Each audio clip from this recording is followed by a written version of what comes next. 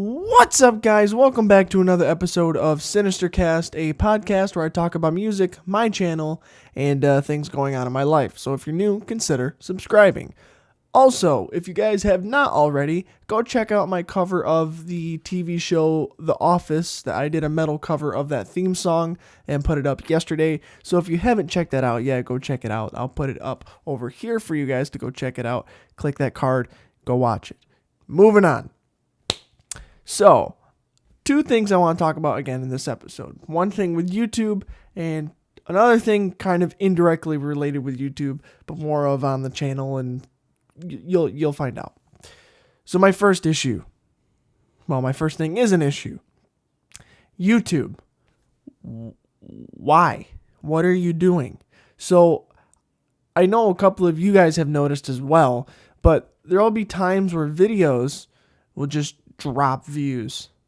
Like, you wouldn't ever think that it would be possible for a video to go down in views. Like, it just logically, it doesn't make sense. You get people watch it and then it adds views, but you can't unwatch something to take away views.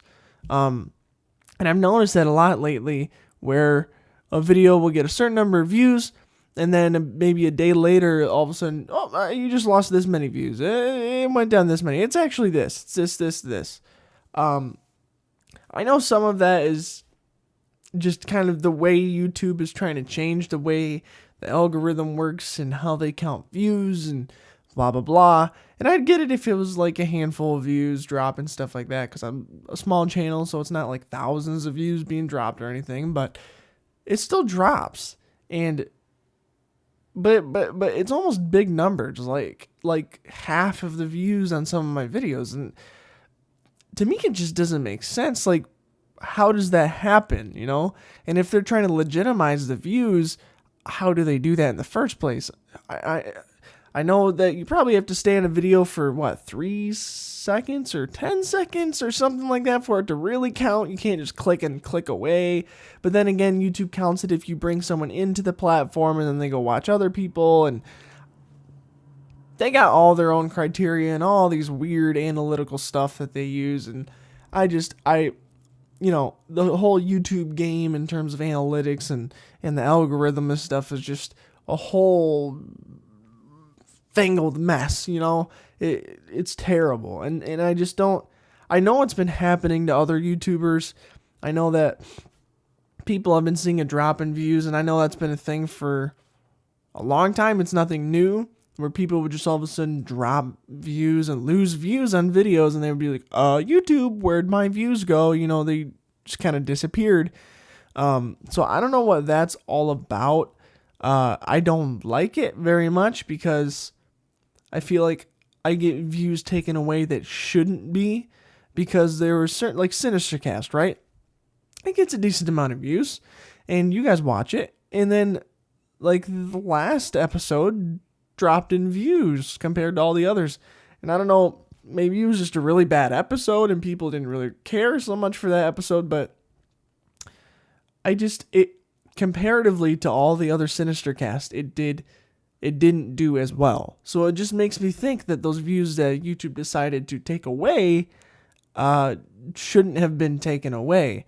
I don't understand. I don't understand, really. It's a crazy thing. Like I said, logically, it just doesn't make sense for you to be able to lose views on your videos. But hopefully it kind of dies down and doesn't happen a lot more here in the near future. I'm probably kind of expecting it to happen a little bit, because it has been. But hopefully it kind of slows down or stops. But we can only tell with time, so who knows? Yeah, sorry if I sound like a little scatterbrained or groggy or whatever. I kind of just woke up. I normally record Sinister-Casts either late at night or early in the morning, and this is one of the early morning ones, and I just woke up probably 10 minutes ago. So yeah, getting on that YouTube grind early in the morning. But yes. Okay, and the second thing that I wanted to talk to you guys about was how I stay motivated slash creative. And maybe I should separate those in a later video, but I kind of wanted to tackle the general idea in this video. So a lot of times people get burnt out and they run out of ideas and they just don't know what to do, and say like they're on a set schedule like me, 3 videos a week, and you hit a wall where you go, I don't have any more ideas, I don't know what to do, I'm going to miss an upload, but I need to come up with something to put out a video. And then people just come up with last minute, a lot of times crappy videos, and then they don't do as well, and then it kind of discourages them more, and then they don't have ideas, and then just kind of this vicious cycle. But me personally, I am constantly thinking about ideas and music and things that I can do. Like I remember a long time ago when I was at the store, they had these little notebook things here. They all had like different logos or different designs on them and stuff, and I picked a couple of them up, and this one's like a camera, and they're really cool because they're like a little notebook, and hit the microphone, but they're little notebooks, and they're like they're blank pages, right? And it's nice paper. It's not like cheap paper. It's kind of, I don't know if you've ever had a field notes or a notebook that's like waterproof or anything like that. That's kind of how the paper feels, almost like wax covered paper, if that makes any sense, but I don't think it is. But yeah, I use little books.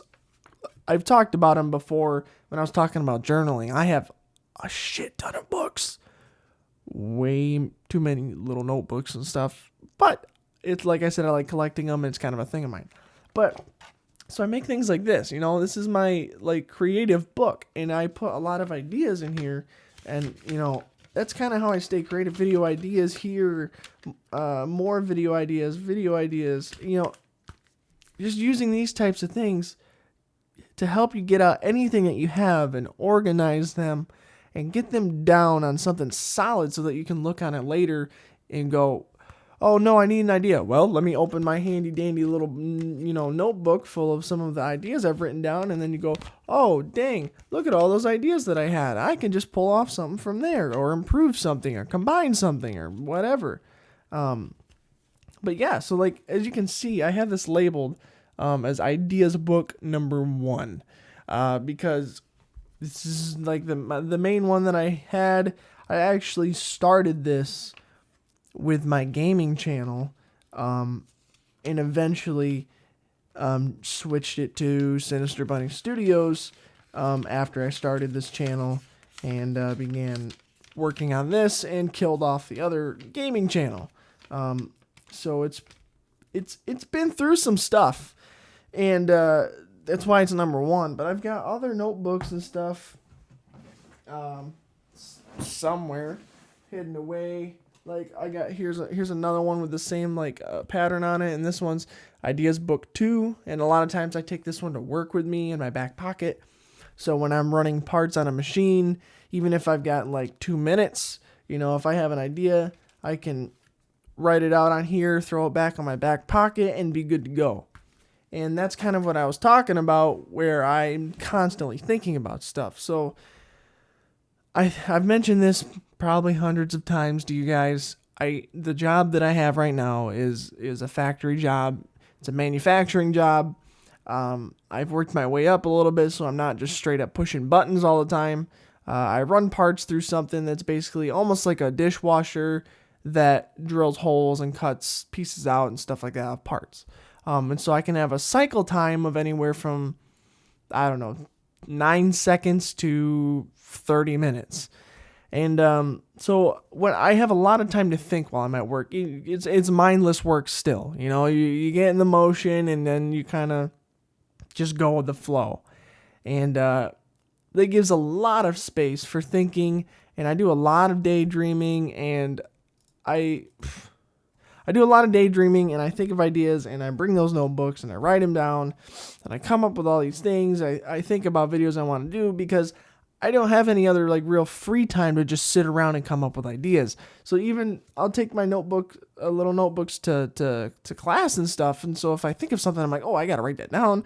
And I write it down in the middle of class, then I'm good to go. And then I can keep taking notes for class or whatever we're doing. But it's a constant, turning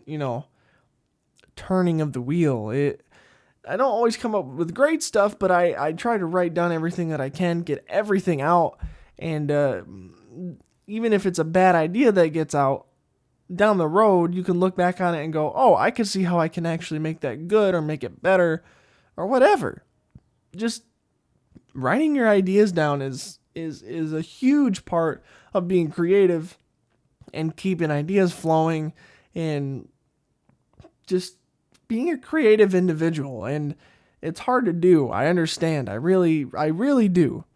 Because, well, I've been playing guitar for a lot of years at this point. And it's gotten to this point where I can think of guitar riffs when I'm not playing. Like if I'm at work, I can kind of think of a riff in my head and be like, oh yeah, that's how it should go. And then when I get home, I can try to translate it from being up in my head to actually being on the guitar. So that's a thing that comes with time, and that's not something you can just do right out of the gate. People can come up with ideas and stuff and riffs in their head, which is hard to do to begin with, but then translating it from your head to the guitar is the hard part, and a lot of people struggle with that. I still somewhat struggle with parts of it depending on what I come up with. But it takes practice. It takes practice, repetition, all that fun dronus stuff that you love doing. But it'll come with time. So if you're worried about that, don't worry. It'll come. It takes time and practice. So yeah. And another way I stay creative is I got to be involved. Don't just sit and be isolated and then just sit in a room by yourself with nothing and then just try to come up with ideas and whatever. Watch other people's videos, watch movies, watch music videos, listen to music, listen to this band. You gotta immerse yourself in a culture and media and music and videos and interact and stuff, because interactions and everything will create creativity. And you might see a video and go, oh wow, that's cool, I'm inspired, I want to do something just like that, or wow, that's really good, maybe I can do a different take on that. It's just a way to be able to reorganize ideas, if that makes any sense. And a lot of times you might even get inspired by something you never would have thought. You could be watching some crime mystery, murder mystery type thing on Netflix or something, and something pops up about a killer, and you go, whoa, that would be a good idea for a song. And then you start writing a song about this fictional murderer in a Netflix series that you're watching. You never know where inspiration's going to strike. It can happen at any time, anywhere, to anyone. And it's a matter of what you do with that inspiration that matters, whether you write it down and then use it, or you just write it down and tuck it away and never do anything with it. Doesn't matter. It's all about how you feel. So if you want to use it, then use it. If you don't, then you know what? You got it out of your head. You wrote it down, and now you don't got to worry about it. It's a whole huge thing. And if you guys want me to talk more about my creative process and how I stay on top of things, I can make another video on it. So you guys will just have to let me know. But yes, I need to get up and around. I got some things I got to do today. So I'm going to cut it here. If you guys have not already checked it out, go check out the metal cover of the Office theme song that I did yesterday. Like I said, I put a card up there, and I'll put something up here on the screen for you to go click over and watch it. It was a lot of fun to do, a lot of work. I think it came out really good. I'm really proud of it. So yeah, hopefully you guys like it too, if you haven't already watched it. And yeah, so I'm going to cut it here. Thank you guys for liking, commenting, and subscribing, and hitting that notification bell so you can get notified when I put videos up, because YouTube sucks at promoting your videos to your actual subscribers. And I will see you in the next video.